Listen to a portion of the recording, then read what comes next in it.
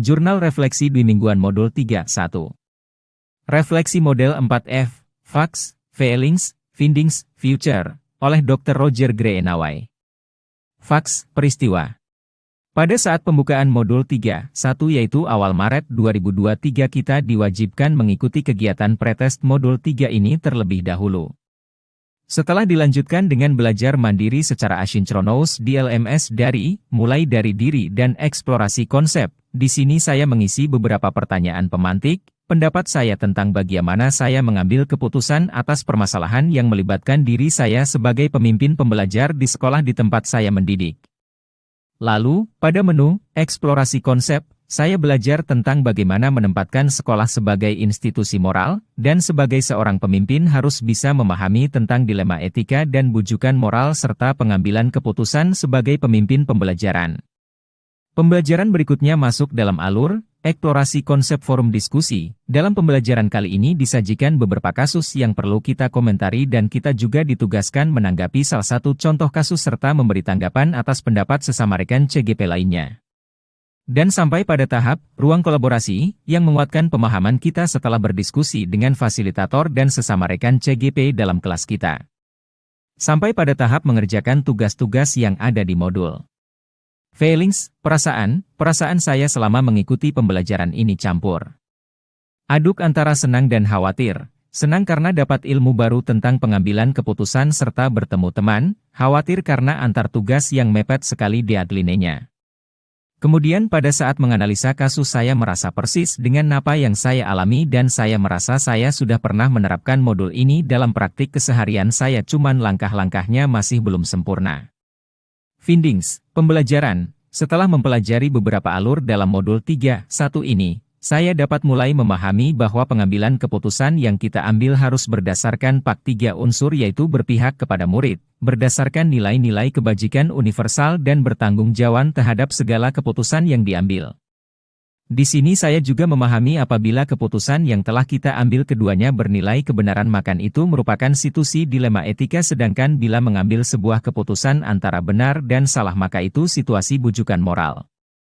Ada 4 model paradigma dilema etika yaitu 1.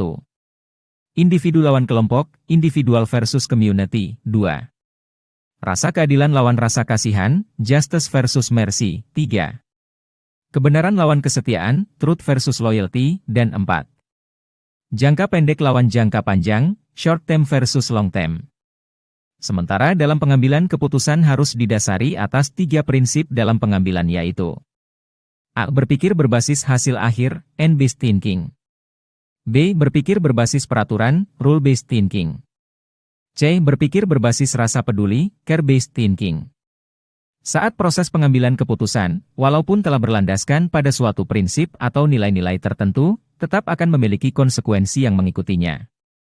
Sebelum kita memutuskan suatu sebenarnya ada langkah-langkah yang ditempuh dalam modul 9 ini meskipun penerapannya tidak harus diikuti semua karena dalam modul ini tidak ada yang saklek harus dilakukan. 1. Mengenali nilai-nilai yang saling bertentangan, identifikasi masalah dan memastikan bahwa masalah yang kita hadapi adalah berhubungan dengan aspek moral. 2. Menentukan siapa yang terlibat dalam situasi ini. 3. Mengumpulkan fakta-fakta yang relevan dengan situasi ini. 4. Pengujian benar atau salah. A. Uji legal, apa ada aspek pelanggaran hukum dalam situasi ini, jika ada maka hal tersebut bukanlah benar lawan benar, dilema etika, namun antara benar lawan salah. Bujukan moral. B. Uji regulasi standar profesional, apakah ada aspek pelanggaran peraturan atau kode etik di dalamnya. C. Uji intuisi apakah tindakan ini sejalan atau berlawanan dengan nilai-nilai yang kita yakini. D. Uji publikasi, bagaimana perasaan kita jika keputusan kita dipublikasikan dan menjadi viral. E. Uji panutan idola, membayangkan apa yang akan dilakukan oleh panutan, idola kita ortu, kepala sekolah DLL. 5. Pengujian paradigma benar lawan benar dari keempat tersebut kira-kira kita di situasi yang mana. 6. Melakukan prinsip resolusi dengan memilih salah satu. 7. Investigasi opsi trilema yaitu sebuah alternatif penyelesaian yang tidak terpikir sebelumnya yang bisa saja muncul di tengah-tengah dilema penyelesaian. 8. Ambil keputusan. 9. Lihat lagi keputusan dan refleksikan pengambilan keputusan ini juga merupakan keterampilan yang harus diasah agar semakin terampil dan tentunya keputusan yang berpihak pada murid dan kebajikan universal. Future, penerapan. Setelah saya mempelajari modul ini dalam pengambilan suatu keputusan atau kasus yang terjadi dalam lingkungan sekolah, maka saya akan terapkan apa yang ada dalam modul ini mulai dari paradigmanya, prinsipnya serta panduan langkah-langkah yang diambil harus memakai dasar berpihak pada murid dan kebajikan universal.